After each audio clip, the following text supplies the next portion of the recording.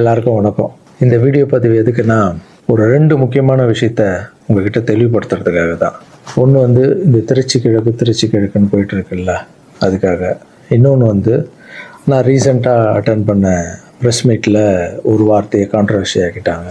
முதல்ல இந்த ப்ரெஸ் மீட்டை பற்றி பேசிடலாம். நான் ப்ரெஸ் மீட்டு கொடுத்துட்டு வந்துட்டேன். ஒரு விஷயத்த கான்ட்ரவர்சியாக மாற்றி அது தப்பாக 2-3 பேர் பேசுகிறேன்னொடனே நான் ட்வீட் போட்டுட்டேன். எழுத்துப்பூர்வமாக போட்டுட்டு, நான் ஏங்க மக்களை போய் அப்படி பேச போகிறேன், நான் ஏன் மக்களை போய் அப்படின்னு நினைக்க போகிறேன். தெரு நாயிலிருந்து வீடு வரைக்கும் புரிதலை பற்றி பேசணும்னு நினச்சேன். நான் பாட்டு ட்வீட் போட்டு எழுத்துப்பூர்வமாக போட்டுட்டு நான் ஷூட்டிங் போயிட்டேன். ஷூட்டிங் பண்ணிக்கிட்டே இருக்கோம். 2 நாளுக்கு அப்புறம் பார்த்தீங்கன்னா ஃப்ரெண்ட்ஸ் எல்லாம் ஃபோனு, நண்பா நீ இதுக்கு ஒரு வீடியோ போட்டால் நல்லாயிருக்கும், எல்லாம் தப்பாக புரிஞ்சிட்டு இருக்காங்க, ஒரு சிலர் இதை அட்வான்டேஜாக எடுத்துக்கின்னு உன்னை பற்றி தப்பாக பேசிகிட்டு இருக்காங்க அப்படின்னா, இப்போ அதான் ஒரு தடவை ட்வீட் போட்டுட்டான்ல, விட்டு நம்ம அதுக்கு போய் சும்மா பேசிகிட்டு இருக்கக்கூடாது.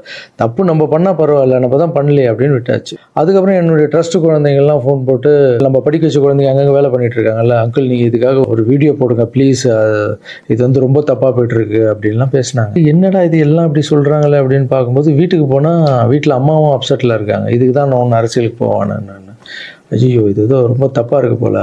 ஃப்ரெண்ட்ஸுங்கிட்ட எல்லாம் கேட்டு பார்த்தா, நம்ம சொன்ன எண்ணங்கள் வேறு, இவங்க தப்பாக பேசிகிட்டு இருக்காங்க, அதுவும் ரொம்ப தப்பாக இருக்குது அப்படின்னும் போது, எனக்கு ரொம்ப க்ளோஸான ஒரு பையன் ஒருத்தர் இருக்கார் என்னுடைய ட்ரஸ்ட்டில். அவர் பேர் ராஜகோபால்.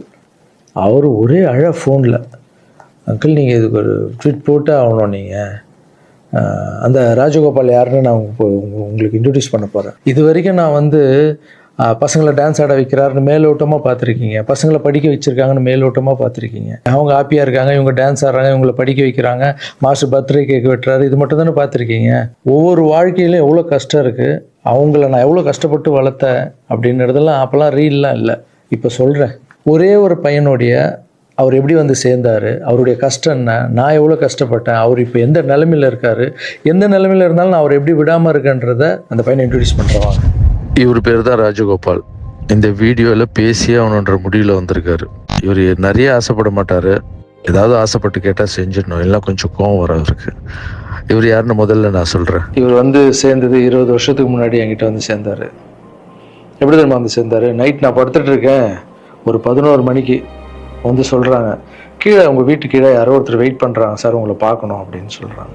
இல்லைங்க 11 மணி ஆயிடுச்சு, காலையில் வர சொல்லுங்க அப்படின்னு.